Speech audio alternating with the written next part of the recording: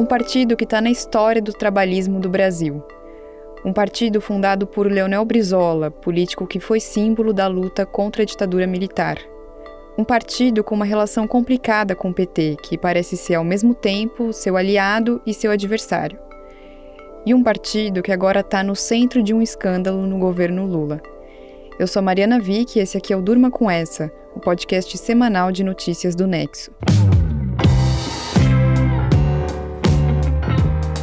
Olá, eu sou a Suzana Souza e estou aqui com a Mariana para apresentar o programa desta semana, que tem também o João Paulo Charlot comentando o aperto do cerco de Israel na faixa de Gaza e Lucas Zachary falando sobre as tarifas de Donald Trump que podem impactar as produções de Hollywood. A fraude no INSS tem tido uma série de desdobramentos desde que veio a público no fim de abril. A bancada do PDT na Câmara, que tem 17 deputados, decidiu na terça-feira deixar a base do governo Lula depois de as investigações sobre o Instituto Nacional de Seguro Social terem levado à saída de Carlos Lupe do Ministério da Previdência. No Senado, a bancada do PDT divergiu dos parlamentares na Câmara, dizendo que vai seguir com o governo. Mas os deputados já dizem que vão discutir candidaturas alternativas ao PT para a eleição presidencial de 2026. Lupe, que é presidente do PDT, pediu demissão do cargo de ministro na sexta-feira por estar sob pressão no governo desde que uma operação da Polícia Federal revelou uma fraude bilionária no INSS, órgão que fica sob a alçada da Previdência. Para o lugar dele, Lula nomeou Volney Queiroz, também pedetista e número 2 de Lupe na pasta. Mas o PDT trata a troca como uma escolha pessoal do presidente, já que o partido não foi consultado sobre a substituição. A suspeita de fraude veio à tona por meio da Polícia Federal e da Controladoria Geral da União, que conduziram a operação Sem Desconto no fim de abril. A ação mostrou a existência de um esquema de desvios em aposentadorias e pensões concedidas pelo INSS. O valor estimado dos desvios, que ocorreram entre 2019 e 2024, é de 6 bilhões e 300 milhões de reais. Esses desvios ocorreram por meio dos chamados descontos associativos, que são contribuições que aposentados filiados a sindicatos ou a associações previdenciárias fazem para essas entidades em troca de benefícios. O que a operação descobriu foi que várias dessas entidades cobravam mensalidades indevidas sob a alegação de serviços que não eram prestados. Elas diziam, por exemplo, que davam assistência jurídica a seus filiados, mas, na verdade, mal tinham estrutura para isso. Mesmo assim, essas associações recebiam dinheiro descontado de aposentadorias e pensões de beneficiários do INSS. Ou seja, esses descontos eram ilegais. Eles sequer tinham sido autorizados pelos aposentados. Eu não tinha assinado, eu não tinha dado autorização nenhuma. Sou um pessoal vigarista. Você ouviu aí o depoimento da aposentada Maria das Graças, do Ceará, em entrevista para o programa Fantástico da TV Globo. Segundo a reportagem, ela recebe R$ 700 por mês do INSS. E sem saber, ela estava recebendo um desconto de R$ 40 nesse valor em nome de uma associação. Essas entidades foram alvo de busca e apreensão da Polícia Federal e da Controladoria Geral da União. Carros de luxo avaliados em 15 milhões de reais e 200 mil dólares em espécie foram só algumas das apreensões feitas pelas autoridades. O então presidente do INSS, o Alessandro Stefanuto, e outras 5 pessoas da cúpula do órgão foram afastados imediatamente do cargo, a pedido da Polícia Federal. E Lula mandou demitir o Stefanuto logo em seguida. Essas revelações deram início à crise que o governo Lula vive até agora. Novas notícias sobre as investigações da Polícia Federal saem quase todos os dias. O governo prepara um plano para ressarcir os aposentados e pensionistas que foram vítimas dos descontos indevidos. E no meio disso tudo estava o ministro Carlos Lupe. Ele não foi citado nas investigações, mas ficou numa situação difícil por não ter agido contra as fraudes na sua gestão no ministério, mesmo tendo sido alertado sobre elas. Obrigado. A indicação do Dr. Stefanuto é da minha inteira responsabilidade. O Dr. Stefanuto é procurador da República, um servidor que até o presente momento me tem dado todas as demonstrações de ser exemplar, fez parte do grupo de transição do governo anterior para esse. Vamos agora, no processo que corre em segredo de justiça, esperar as investigações, estão em curso. Há esse afastamento dado pela justiça e nós temos que cumprir a decisão da justiça. Decisão judicial não se cumpre, e quando não se concorda, se recorre. Então, vamos aguardar o desfecho desse processo com os cuidados devidos, como diz a Constituição, de a gente garantir o amplo, total direito de defesa para cada cidadão e cidadã. Você ouviu aí o Carlos Lupe numa entrevista a jornalistas antes da demissão de Stefanuto, defendendo seu indicado para o INSS. O ex-ministro discordou abertamente de Lula ao argumentar que o Stefanuto não deveria deixar o órgão, mesmo que ele tenha sido alvo da operação da Polícia Federal. Stefanuto, aliás, nega as acusações. A troca de Lupe por Volney Queiroz não afastou o escândalo do Planalto. Ex-deputado federal que exerceu 6 mandatos pelo PDT, Queiroz era o secretário executivo do Ministério da Previdência até assumir a chefia. Ou seja, ele era o número 2 de Lupe. Antes da nomeação, assessores de Lula aconselharam o presidente a indicar um nome técnico e sem ligações com o PDT, segundo informações de bastidor do blog do Valdo Cruz no portal G1. Mas Lula preferiu escolher Queiroz para tentar evitar tensões com a base aliada do partido no Congresso. Não deu certo. Queiroz assume o cargo com uma enxurrada de problemas e algumas contestações ao seu nome no comando do Ministério da Previdência.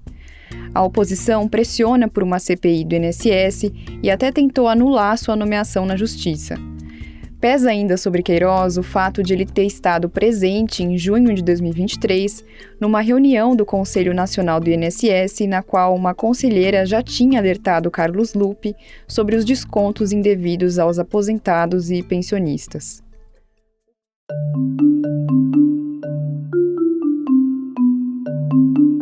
O PDT é um partido de médio porte. Ele surgiu em 1979 com a redemocratização do país, sob a liderança de Leonel Brizola.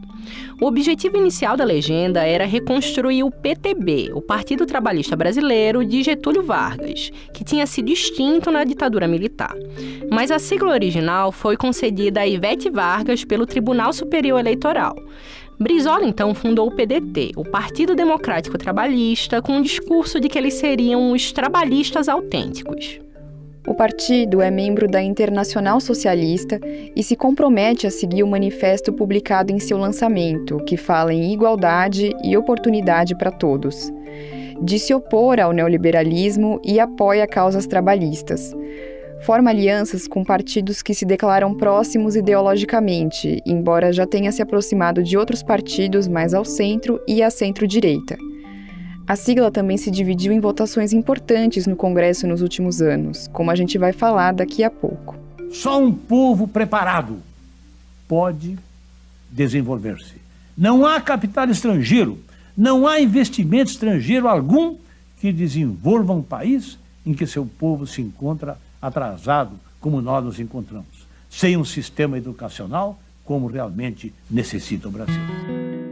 Você ouviu aí o Leonel Brizola, que foi o principal nome do partido. Líder trabalhista pré-golpe de 1964, exilado no Uruguai na ditadura, ele voltou ao Brasil com a redemocratização e alcançou cargos como de governador do Rio de Janeiro. O antropólogo Darcy Ribeiro também esteve entre os quadros do PDT, pelo qual foi vice-governador do Rio. Brizola morreu em 2004. E hoje o partido é formado por líderes regionais, sem ter uma referência nacional com ligações históricas com a sigla. O nome mais conhecido do PDT é Ciro Gomes, que se filiou à legenda em 2015. Carlos Lupe, o ministro da Previdência que pediu demissão na última semana, é o presidente da sigla desde 2005. A história do PDT é marcada por uma relação complicada com o PT que volta a se tensionar agora. Os partidos disputaram várias vezes o protagonismo na esquerda e foram adversários em eleições presidenciais. Os embates vêm desde o fim da ditadura militar, quando, em 1989, Lula foi o segundo turno contra Fernando Collor na disputa pela presidência.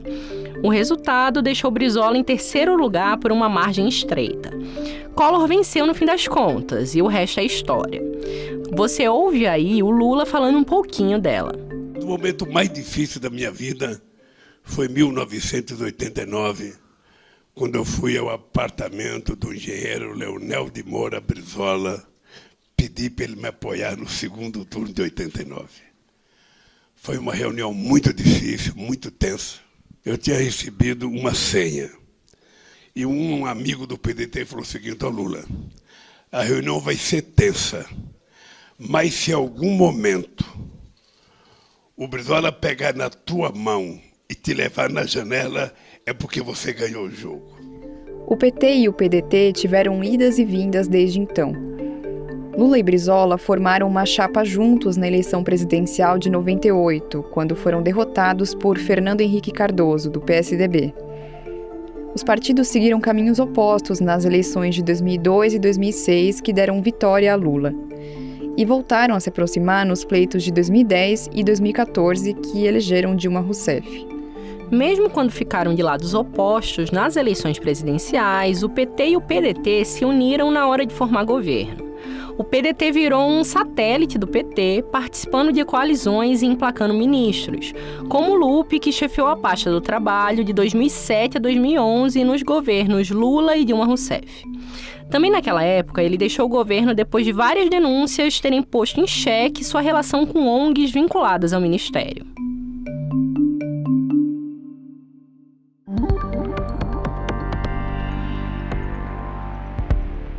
O PDT tentou aumentar sua presença no cenário nacional em 2018. Rompendo com a prática adotada nas duas eleições anteriores de se aliar ao PT, o partido lançou naquele ano a candidatura de Ciro Gomes à presidência. Ex-governador do Ceará, ele já tinha disputado as eleições presidenciais em 98 e 2002 por outras siglas. Seu discurso era de que o PDT era uma alternativa para os eleitores de esquerda naquele ano em que o PT vivia sua pior fase, com o impeachment de Dilma Rousseff, as repercussões da Operação Lava Jato e a prisão de Lula. Ele dizia que poderia unir o Brasil, como você ouve num dos programas eleitorais feitos na época. Tem gente que vota Bolsonaro para evitar o PT e outros que votam no PT para barrar o Bolsonaro. Eu entendo, mas desse jeito o Brasil vai continuar dividido e a crise só vai aumentar. Tá na hora de unir o Brasil. Eu sou ficha limpa, tenho a melhor proposta, experiência e converso com todos os lados. Não sou PT nem anti-PT. Ciro conseguiu 12% dos votos no primeiro turno. Não passou para o segundo turno, que foi disputado por Jair Bolsonaro e Fernando Haddad, candidato do PT na ausência de Lula. Começou nesse momento uma briga entre o PT, que cobrava apoio dos trabalhistas contra Bolsonaro, e o PDT, ressentido porque os petistas tinham lançado um candidato considerado fraco, em vez de abrir mão do protagonismo e embarcar com Ciro desde o primeiro turno. Ciro não apoiou Haddad publicamente e viajou à Europa durante a campanha de segundo turno. Bolsonaro venceu as eleições contra o PT, derrotado pela primeira vez desde 2002. Lula, o Lula tá preso, babaca! O Lula tá preso! O Lula tá preso! E vai fazer o quê? Babaca! Babaca! Isso é o PT! E o PT desse jeito merece perder! Você ouviu aí o Cid Gomes, irmão de Ciro e, na época, um dos principais nomes do PDT, num bate-boca durante um ato pró-Fernando Haddad no Ceará nas eleições de 2018. Na ocasião, ele tinha criticado o PT, dizendo que o partido deveria fazer um meia-culpa. Com isso, ele foi vaiado pela plateia. Mesmo na oposição a Bolsonaro, o PDT manteve distância do PT entre 2019 e 2022, como lembra uma reportagem do jornal Folha de São Paulo. O partido estreitou alianças com o PSB nas eleições municipais de 2020, para criar um novo bloco na esquerda. Na mesma época, a legenda se aproximou de candidatos de partidos de direita contra o PT em capitais como Salvador. Foi aí que alguns começaram a dizer que parecia que o PDT vinha perdendo sua coesão programática, historicamente ligada às esquerdas. Outros eventos abalaram a identidade do PDT naquele período. Em 2019, a reforma da Previdência de Bolsonaro opôs deputados da legenda contrários e favoráveis à proposta, embora a direção do partido tivesse orientado que todos votassem contra a medida. Na época, a legenda aplicou punições temporárias para os parlamentares que contrariaram a orientação, como a Tabata Amaral, que hoje está no PSB.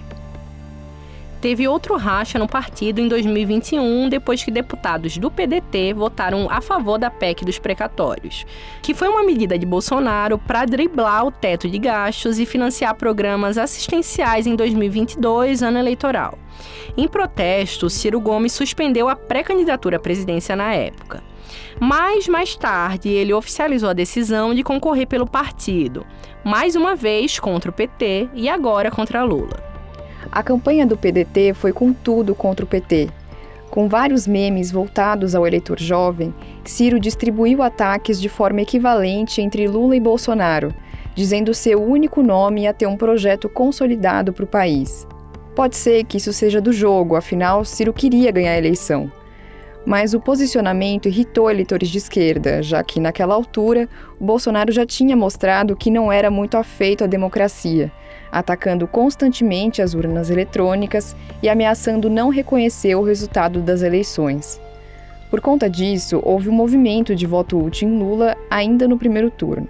E não prestar contas gerou a tragédia do Bolsonaro. Porque se fosse verdade essa montanha de coisas boas, por que o Bolsonaro, essa tragédia que aconteceu com o Brasil, foi eleito depois do PT? Eu estou achando você nervoso. Estou achando você nervoso. Eu vou te dizer uma coisa que você poderia dizer, a bem da verdade, para as pessoas que estão nos ouvindo. A verdade não é crua. Você saiu do governo para ser candidato a deputado federal contra a minha vontade, que queria que você fosse para o BNDES. A segunda verdade é que você viveu no meu período de governo, nos 8 anos que eu fui presidente, o momento de maior conquista social desse país, a maior... Você ouviu aí um trecho do debate dos candidatos à presidência na TV Globo em 2022, mostrando um pouco como estava o clima entre Ciro e Lula. Ciro teve seu pior resultado em eleições presidenciais, com 3% dos votos. Ele se recusou a pedir voto nominalmente em Lula no segundo turno, dizendo apenas que acompanhava a decisão do PDT, que era de apoio ao petista. Com 17 deputados eleitos, o PDT entrou na base de Lula a partir de 2023 e teve entre as legendas mais fiéis nas votações de pautas de interesse do governo nessa legislatura. Lupe, que já era um nome de confiança de Lula, ganhou o Ministério da Previdência. O ex-governador do Amapá, Valdez Góes, levou o Ministério da Integração Regional, mas sua indicação partiu do presidente do Senado, Davi Alcolumbre, que é do União Brasil. Por outro lado, a crise de identidade não acabou. Em 2023, os irmãos Ciro e Cid Gomes, que hoje é senador, protagonizaram uma briga pública dentro do PDT. A confusão foi motivada pelo comando do Diretório Estadual do partido no Ceará, berço político dos Gomes, pela disputa à Prefeitura de Fortaleza em 2024 e pela posição do partido em relação ao governador do estado, o Eumano de Freitas, do PT. Para o Cid, o PDT deveria fazer uma aliança com o PT no estado. Para o Ciro, o partido deveria fazer oposição ao governo. Em 2024, o PDT declarou neutralidade no segundo turno das eleições em Fortaleza. O partido rachou, com parte dos integrantes declarando apoio a Evandro Leitão, do PT, e outros, lideranças estaduais ligadas a Ciro Gomes, preferindo André Fernandes, do PL. Na época, a juventude do PDT divulgou nas redes sociais uma nota de repúdio ao endosso de pedetistas ao candidato bolsonarista, dizendo que o PDT sempre esteve na linha de frente na luta por justiça social, democracia e pluralidade do povo brasileiro. Mas Ciro respondeu que não seria puxadinho do PT. A troca no comando do Ministério da Previdência depois das investigações sobre o INSS trouxe a rixa de volta à tona. Mesmo com um pedetista como ministro, Ciro escreveu nas redes sociais que está muito envergonhado e que a demissão de Lupe foi uma indignidade inexplicável. Ele também disse que a responsabilidade política pelo escândalo é de Lula. O Durma com Essa volta já.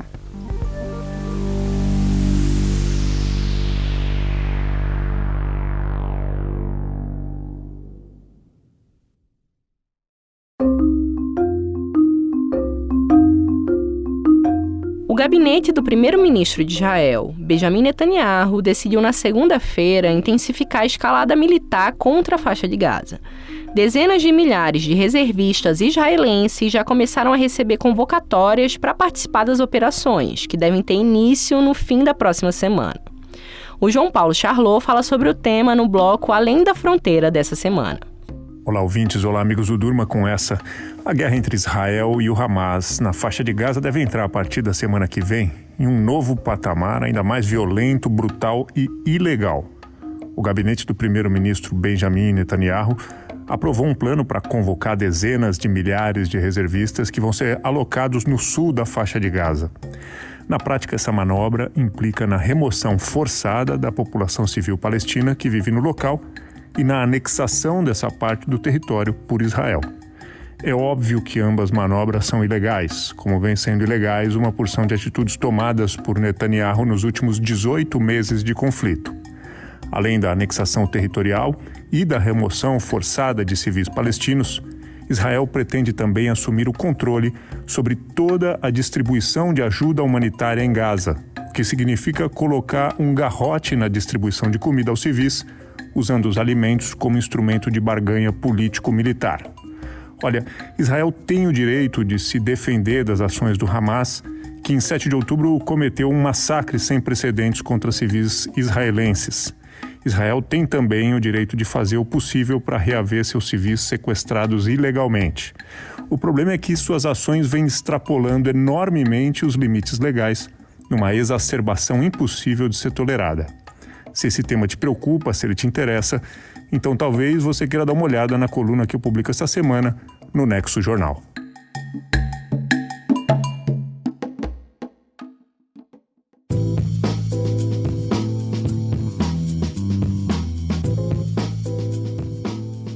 O presidente Donald Trump autorizou o Departamento de Comércio e o Escritório do Representante de Comércio dos Estados Unidos a instituírem 100% de tarifa sobre filmes produzidos fora do território americano. O anúncio foi feito nas redes sociais no domingo. A medida não deve impactar só filmes estrangeiros, mas vários sucessos de Hollywood gravados em outros países.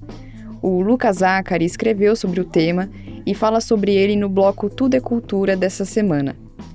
Lucas, como o Hollywood usa locações fora dos Estados Unidos para suas produções? Os principais estúdios cinematográficos têm sede em Hollywood, como a Warner Bros. E a Disney, mas boa parte das filmagens está se deslocando da região.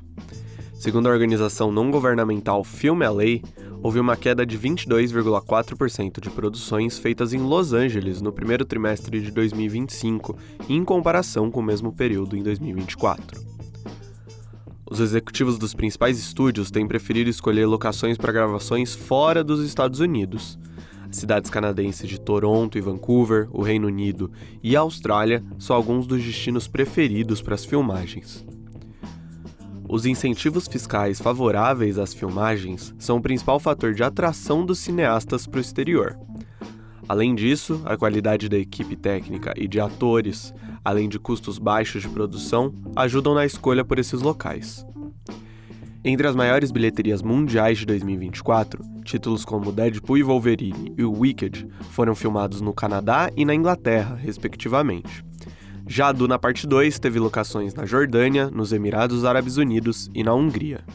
E Lucas, qual foi a reação da indústria do cinema americano ao anúncio de Trump? Após a publicação de Donald Trump, as ações de estúdios como Netflix, Disney e Warner Bros. Sofreram queda. Ainda há poucas informações sobre a forma como a taxação vai ser feita, o que deve ser de responsabilidade do Departamento de Comércio e do Escritório do Representante de Comércio dos Estados Unidos.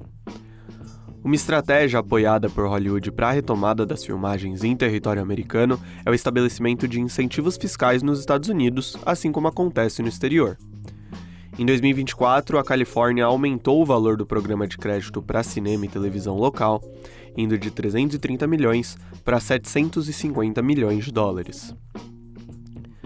Representantes dos governos da Austrália e da Nova Zelândia se pronunciaram após a publicação de Trump, afirmando que vão manter os incentivos para a produção cinematográfica local.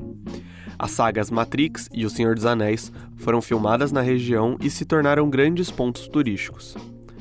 A preocupação com possíveis taxações americanas à indústria cinematográfica já acontece desde o início da guerra comercial entre Estados Unidos e Canadá, em fevereiro. Na época, especialistas entendiam que seria difícil taxar as filmagens por elas serem gravadas digitalmente. Para eles, as tarifas poderiam impactar a importação de elementos de produção, como equipamentos e figurinos.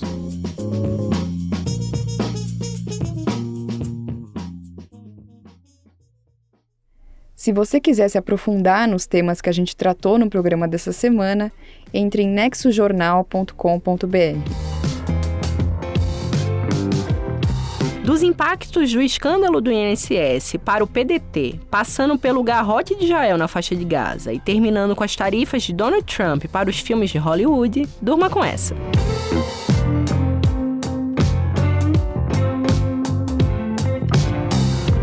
Com roteiro e produção de Mariana Vick, apresentação de Mariana Vick e Suzana Souza, edição de texto de Antônio Mami, participações de João Paulo Charlot e Lucas Zacari, produção de arte de Lucas Neopman e edição de áudio de Bruno Bimbati, termina aqui mais um Durma com essa. Até a próxima semana.